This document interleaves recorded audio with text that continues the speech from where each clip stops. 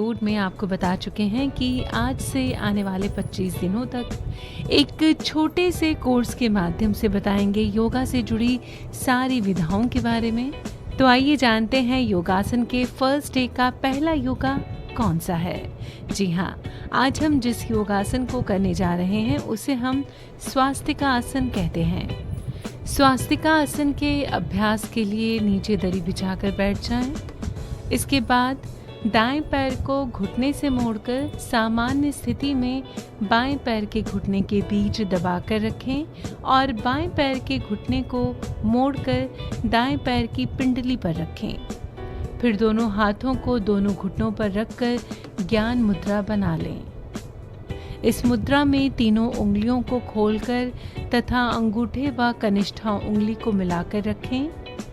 अब अपनी दृष्टि को नाक के अगले भाग पर स्थिर कर मन को एकाग्र करें। आसन की इस स्थिति में जितनी देर संभव हो उतनी देर रहें। इस आसन के अभ्यास से पैरों का दर्द दूर होता है, पैरों में पसीना आना व पसीने से बदबू आना दूर होता है। इस आसन का अभ्यास आप 10 से 20 मिनट तक कर सकते हैं। अब बात करेंगे गौमुख आसन की, जो कि आज का दूसरा योगा है। इसे करने के लिए दोनों पैर सामने फैलाकर बैठें। बाएं पैर को मोड़कर एड़ी को दाएं नितंब के पास रखें।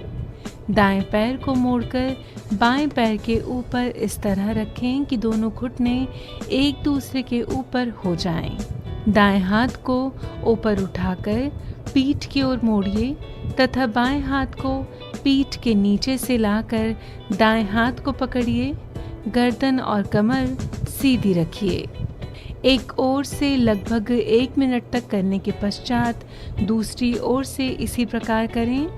कुछ सेकंड इस अवस्था में रहने के बाद वापस अपनी पूर्व अवस्था में आ जाएं। यह आसन अंडकोश वृद्धि एवं आंत्र वृद्धि में लाभप्रद होता है। धातु रोग, बहुमूत्र एवं स्त्री रोगों में भी ये लाभकारी माना जाता है।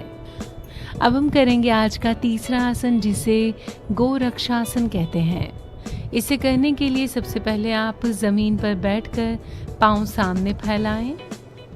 पाँव को घुटने से मोड़ें और अब दोनों पैरों की एड़ियां एक साथ लेकर आएं। ध्यान रहे छाती ना मुड़े, दोनों घुटने जमीन से सटे हुए हों। हाथ घुटनों पर रखें, रीढ़ और गर्दन सीधी रखें। इसके बाद जितनी देर तक संभव हो इसी मुद्रा में रहें। कुछ देर इस मुद्रा में रहने के बाद वापस अपनी आरंभिक अवस्था में लौट आएं। तो इस तरह गोरक्षासन का एक चक्र पूरा हुआ।